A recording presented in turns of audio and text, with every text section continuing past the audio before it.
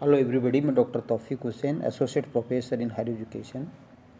पिछले व्याख्यान में हम हड़प्पा सभ्यता के विषय में चर्चा कर रहे थे, जिसे सैंधव सभ्यता, सिंधु घाटी सभ्यता या इंडस सरस्वती सभ्यता के नाम से भी जाना जाता है, जिसके बारे में हमने विस्तार में पिछले व्याख्यान में चर्चा की थी। आज हम सिंधु सभ्यता की एक महत्वपूर्ण आयाम धर्म, रिलीजन की, सिंधु सभ्यताओं की धार्मिक विश्वास, सिंधु वासियों की धार्मिक विश्वास और परंपरा है वो क्या थी, इसके विषय में समझने का प्रयास करेंगे। जैसा कि आप जानते हैं कि जो सैंधव धर्म है वो जो प्राचीन विश्व की जो प्राचीन सभ्यताएं हैं उनमें सबसे प्राचीनतम धर्म है, उसको कहा जा सकता है। और एक प्रकार से जो सैंधव धर्म है उसके विषय में हमारे जानकारी का जो स्रोत है वो आर्कोलॉजिकल रिमेन्स ही हैं, क्योंकि जैसा कि आप जानते हैं कि सिंधु सभ्यता एक आदि ऐतिहासिक सभ्यता थी। यहाँ के लोगों को लेखन कला की जानकारी थी, लेकिन आज तक हम इसको पढ़ नहीं पाए हैं। और तो ऐसी स्थिति में सिंधु सभ्यता के जो विभिन्न स्थलों का जो उत्खनन हुआ, उन उत्खनन से हमें सिंधु सभ्यता के विभिन्न स्थलों पर ज्ञान की वर्तमान अवस्था में कोई ऐसा मोनूमेंट नहीं मिला है जिसको स्पष्ट रूप से ये कहा जा सके कि यह एक धार्मिक मोनूमेंट है, या मंदिर है, या मस्जिद है, गुरुद्वारा है, या इस प्रकार का कोई रिलीजियस मोनूमेंट हमें नहीं मिला है जिसके आधार पर हम कह सकें कि सिंध वासियों का रिलीजन है वो ये था, इनकी धार्मिक विश्वास और परंपराएं ये थी। न ही सिंध वासियों की जो जो जो साहित्यिक साक्ष्य हैं, क्योंकि उसको हम अभी तक लिपि को पढ़ नहीं पाए हैं, इसलिए साहित्यिक साक्ष्य के आधार पर भी हम नहीं कह सकते कि सिंध वासी का धार्मिक विश्वास और परंपरा है वो इस प्रकार की थी। लेकिन फिर भी विद्वानों ने सिंधु सभ्यता के विभिन्न स्थलों के उत्खनन से जो पुरातात्विक सामग्री मिली है, जो आर्कियोलॉजिकल रिमेन्स मिले हैं, और आर्कियोलॉजिकल रिमेन्स में जो भवनों के खंडर मिले हैं उनका विश्लेषण करके जो विभिन्न प्रकार की मूर्तियाँ मिली हैं, विभिन्न प्रकार की जो मोहरें हैं, उन पर विभिन्न प्रकार का जो अंकन मिलता है, विभिन्न प्रकार की जो अंतिम संस्कार की जो पद्धति है, कब्रें हैं, उनमें विभिन्न प्रकार का जो मटेरियल्स मिलते हैं, विभिन्न प्रकार की जो पोट्री है वो मिलती हैं, स्नानागार मिलता है, अग्निवेदियाँ मिलती हैं। इस प्रकार सिंधु सभ्यता के उत्खनन से प्राप्त जो जो जो जो फिजिकल रिमेन्स हैं, जो भौतिक अवशेष हैं, उनका विश्लेषण करके है वो ये समझने का प्रयास किया गया है कि सिंधु वासियों की धार्मिक परंपरा और विश्वास किस प्रकार से थी। तो देखिएगा, सिंधु वासियों की धार्मिक विश्वास और परंपरा के विषय में हम एक बात तो ये हम कह सकते हैं कि सिंधु वासियों का जो धर्म था वो विविधताओं से भरा पड़ा था। जो वर्तमान हिंदुइज्म है जिसमें विविधता है, डाइवर्सिटी है, सेकुलरिज्म है, विभिन्न जो विचारधारा के लोग हैं उनको अपनाने की जो विचारधारा है वो हमें सिंधु वासियों में देखने को मिलती है। जो हमारे हर पक्ष में, सामाजिक, धार्मिक, राजनीतिक, हर पक्ष में जो विविधता दिखाई देती है वो विविधता है वो सिंधु धर्म में भी हमें देखने को मिलती है। तो ये विविधता जो भारतीय संस्कृति की महत्वपूर्ण विशेषता है वो सिंधु रिलीजन में भी हमें देखने को मिलती है।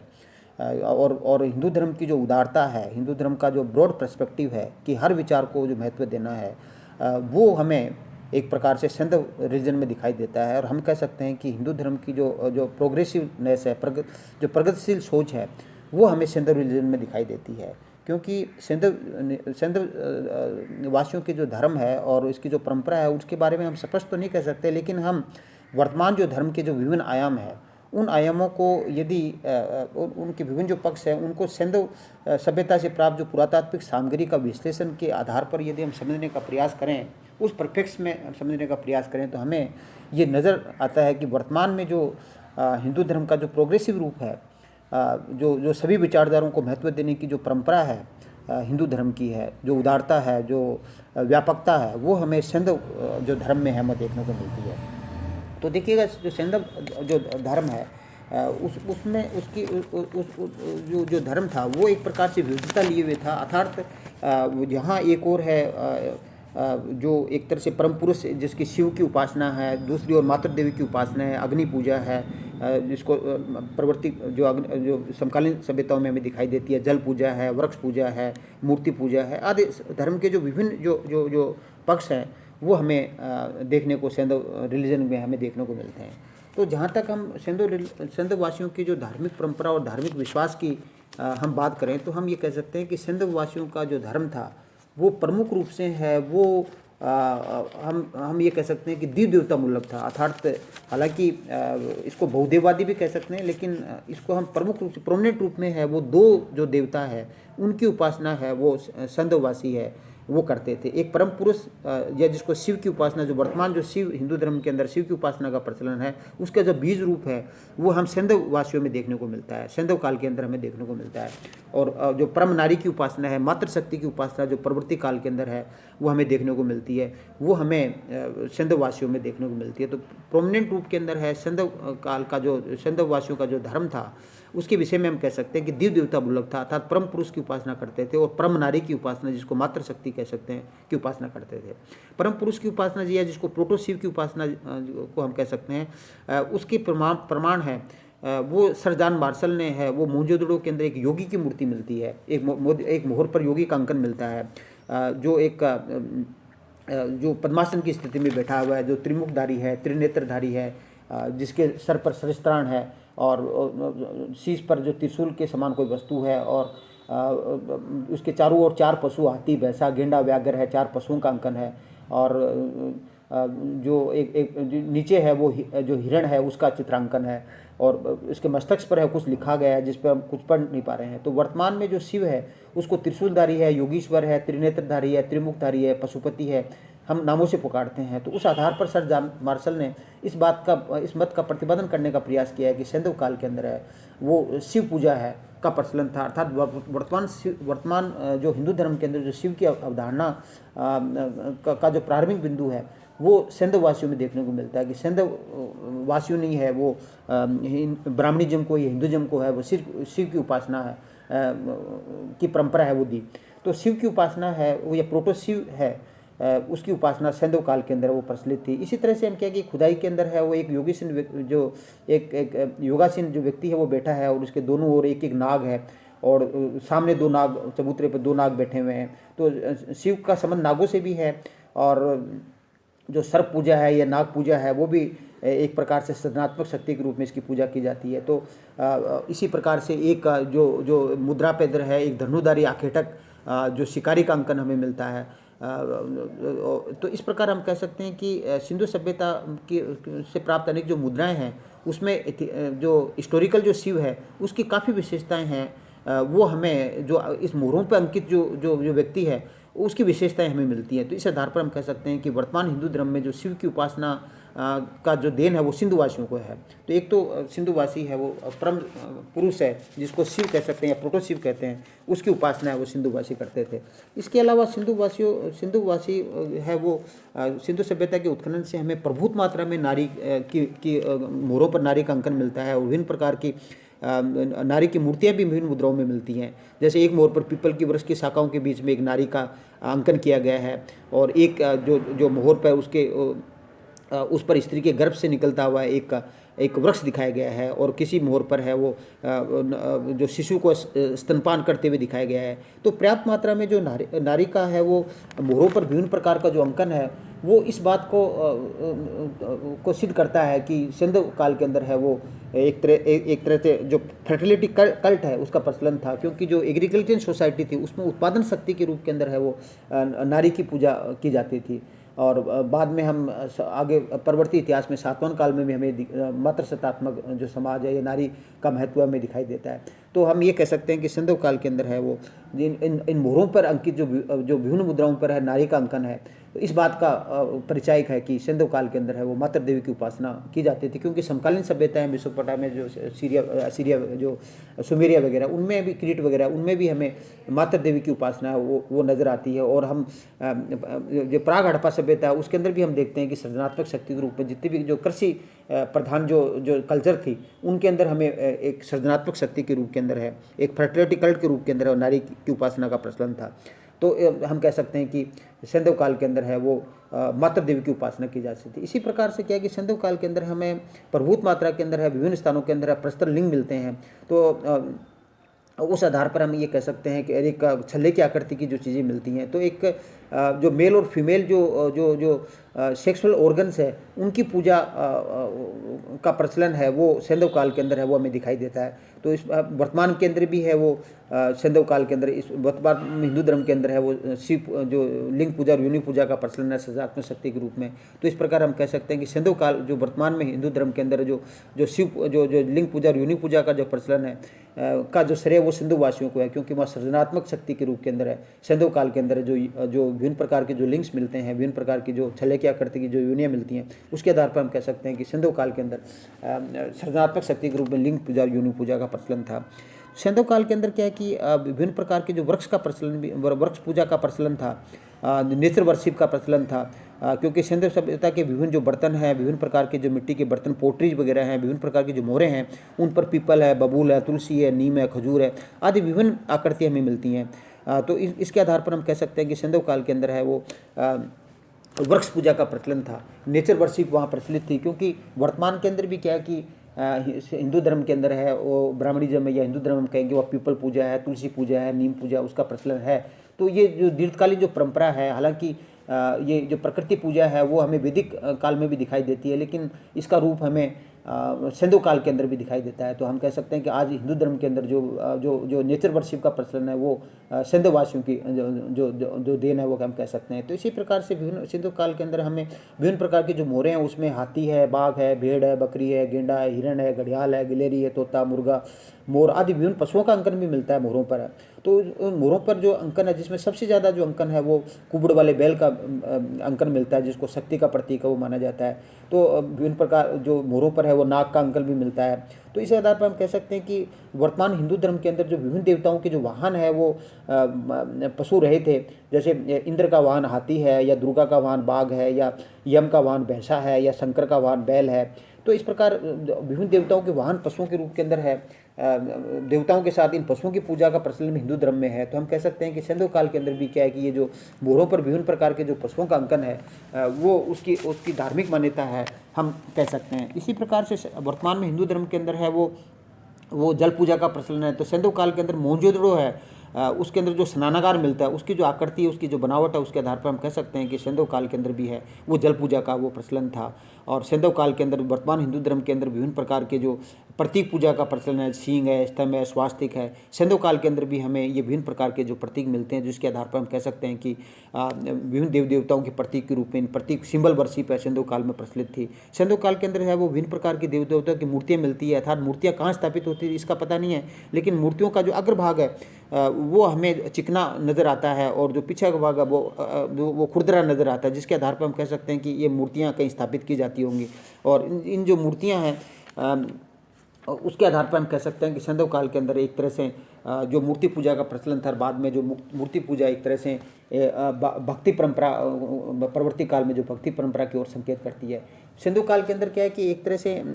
एनिमिज्म है, उसको हम कह सकते हैं कि कई बार हम पूजा वो किसी चीज़ को प्राप्त करने के लिए नहीं करते, अभी तो किसी चीज़ से बचने के लिए भी हम करते हैं। तो सिंधु काल के अंदर हमें में जो विभिन्न प्रकार के हमें ताबीज़ मिलते हैं, और बालकों की जो गले के अंदर जो ताबीज़ पहने हुए दिखाया गया, जिस पर कई प्रकार का चित्रांकन है। तो इसके आधार पर हम कह सकते हैं कि सैंधव काल के अंदर है वो जादू टोना, तंत्र मंत्र, वशीकरण, जो बाद में हमें अथर्ववेद के अंदर, उत्तर वैदिक काल के अंदर अथर्ववेद के अंदर है जादू टोना, तंत्र मंत्र, वशीकरण दिखाई देते हैं। तो ऐसी अंधविश्वासी परंपरा है वो सैंधव काल के अंदर प्रचलित थी, क्योंकि हमें सिंधु सभ्यता के विभिन्न स्थलों के उत्खनन से हमें ताबीज़ मिलते हैं। तो ताबीज़ के आधार पर हम ये कह सकते हैं कि सैंधव काल के अंदर है वो इसका प्रचलन था। इसी प्रकार से सिंधु काल के अंदर हम ये भी कह सकते हैं कि यहाँ हमें अग्निवेदियाँ मिलती हैं, जैसे कालीबंगा से और लोथल से हमें अग्निवेदियाँ मिलती है, कालीबंगा से हम 7 अग्निवेदियाँ मिलती हैं। तो अग्निवेदियों के आधार पर हम ये अनुमान लगा सकते हैं कि सिंधु सभ्यता के जो लोग हैं वहाँ पर जो कर्मकांडी, जो यज्ञ कर्मकांडी परंपरा थी, और इन यज्ञ इन जो विभिन्न प्रकार के जो अग्निवेदियाँ हैं उसके अंदर हमें हड्डियाँ वगैरह वो हमें मिलती हैं, जिसके आधार पर हम कह सकते हैं कि ये बलि प्रथा का प्रचलन भी सिंधु काल के अंदर फिर रहा होगा। तो एक प्रकार से हम कह सकते हैं कि सिंधु काल के अंदर है वो जो अग्नि पूजा का प्रचलन, अग्नि पूजा का जो प्रचलन है वो हमें सिंधु काल के अंदर हमें दिखाई देता है। तो इस प्रकार हम कह सकते हैं कि सिंधु काल के अंदर जो सर्प पूजा है उसका भी प्रचलन था, क्योंकि जो एक तरह से हम ये कह सकते हैं कि जो जो जो जो हड़प्पा का जो धर्म है उसमें एक डाइवर्सिटी है, उसमें बहुदेववाद है, और उसके साथ साथ इसमें हड़प्पा सभ्यता के अंदर विभिन्न पंथों की विविधता में देखने मिलती है, जो कि एक हिंदू धर्म की एक खूबसूरती है हम कह सकते हैं। और क्योंकि सिंधु सभ्यता के अंदर हम कुछ इतिहासकार तो यहाँ तक कहते हैं कि उत्पादन शक्ति के रूप में जो धर्म है उन्होंने एक प्रकार से उत्पादन को वो एक तरह से बढ़ावा दिया, क्योंकि एक तरह से जैसे महिला के गर्भ से पौधा निकलता हुआ दिखाया गया है, तो एक तरह से उत्पादन शक्ति की ओर प्रतीक है, क्योंकि एग्रीकल्चर सोसाइटी है वो एक प्रकार से क्या है कि जो अपने अपने उत्पादन को बढ़ाने के लिए है वो यज्ञ वगैरह विभिन्न प्रकार के कर्मकांड करते थे। तो सिंधु काल के अंदर भी इस प्रथा का प्रचलन था, क्योंकि हम देवताओं को कोई एक चीज़ देते हैं तो इससे ये आशा करते हैं कि उसके बदले के अंदर है वो हमें ज़्यादा चीज़ मिले। सर्प एक तरह से सर्प पूजा एक तरह से सेक्सुअल सिंबल भी माना जाता है, तो उत्पादन शक्ति के रूप में है वो एक प्रकार से सर्प पूजा का प्रचलन था। और जैसे कि मैंने बताया कि जीववाद की अवधारणा है, या अंतिम संस्कार के अंदर जैसे हम कह सकते हैं सिंधु काल के अंदर जो अंतिम संस्कार की जो विधि है, विभिन्न प्रकार की जो कब्रें मिलती हैं उनमें पूर्ण समाधिकरण, आंशिक समाधिकरण और दाह क्रम है, वो तीनों प्रकार की परंपरा मिलती है। इसका मतलब एक तरह से सेमेटिक रिलीजन हम कह सकते हैं सिंधु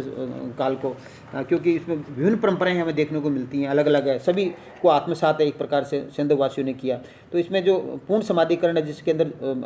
जो उसको गाड़ दिया जाता था, जो डेड बॉडी को पूर्ण रूप से गाड़ दिया जाता था। आंशिक समाधिकरण के अंदर क्या होता था कि उसमें पहले जीव जंतुओं को है वो बॉडी रख दी जाती थी, बचा हुआ जो सामान है उसको गाड़ दिया जाता था, और जो दाह क्रम के अंदर जला दिया जाता था। और जो विभिन्न सिंधु सभ्यता की जो विभिन्न जो मूर्तियाँ मिलती हैं, जो विभिन्न कब्रें मिलती हैं, उन कब्रों के अंदर क्या है कि विभिन्न प्रकार के जो दैनिक जीवन में काम आने वाली जो सामग्री है वो मिलती है, जिसके आधार पर हम कह सकते हैं कि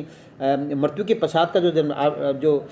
लाइफ आफ्टर डेथ है उसमें सिंधुवासी विश्वास करते थे। तो इस प्रकार मृत्यु के पश्चात के जीवन के अंदर विश्वास करते थे कि आत्मा वापस उस शरीर में आएगी और उन सभी चीज़ों का उपभोग करेगी। तो उसमें वो एक तरह से पुनर्जन्मवाद है, उसके अंदर एक तरह से सिंधुवासी है वो विश्वास करते थे। तो पुनर्जन्मवाद की ओर है वो संकेत करता है। तो इसी प्रकार से क्या है कि सिंधुवासी में पुनर्जन्मवाद था, और एक तरह से हम कह सकते हैं कि इसमें जो एक सिंधु काल के अंदर हालांकि किसी प्रकार के मोनूमेंट का उल्लेख तो हमें नहीं मिलता है, किसी धार्मिक मोनूमेंट का उल्लेख तो नहीं मिलता है, लेकिन एक संभावना व्यक्त की जाती है कि मोहनजोदड़ो के अंदर एक विशेष प्रकार का जो भवन हमें मिलता है, जो कि अन्य स्थान पर नहीं मिलता है, क्योंकि वहाँ जो भवन मिलता है वो एक सामान्य आकार का असामान्य आकार का था। उसमें 2 प्रवेश द्वार हैं, और 2 प्रवेश द्वार के साथ साथ उसके अंदर जो शहर के दक्षिणी पश्चिमी इलाके में स्थित है, और इसके आंगन के अंदर ईंट का बना हुआ एक वृक्ष दिखाई देता है, और जो शिलों पर जो बनी आकृतियां हैं जिनमें वृक्ष को लटकते हुए दिखाया गया है, और एक प्रकार से जो आंगन है उसके अंदर एक धनी व्यक्ति है, उसकी कब्रगाह है, अर्थात उसके अंदर प्रीशियस जो सामग्री है उस कब्र के अंदर मिलती है, और घर के आंगन के अंदर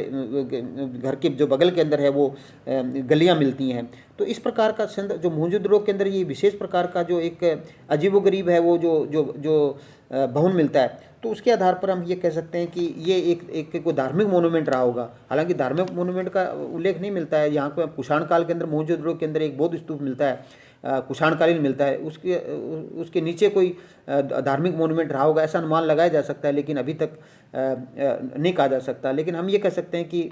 जो मोहनजोदड़ो का जो विशाल जो भवन है, जो अनोखा जो एक घर मिलता है, ऐसे आकार का इस प्रकार की आकृति का भवन है वो और जगह नहीं मिलता है, जिसके आधार पर हम कह सकते हैं कि सिंधु काल के अंदर ये कोई धार्मिक मोनूमेंट है, उसकी संभावना है वो व्यक्त की जा सकती है। तो इस प्रकार हम कह सकते हैं कि सिंधु काल के अंदर जो एक काल्पनिक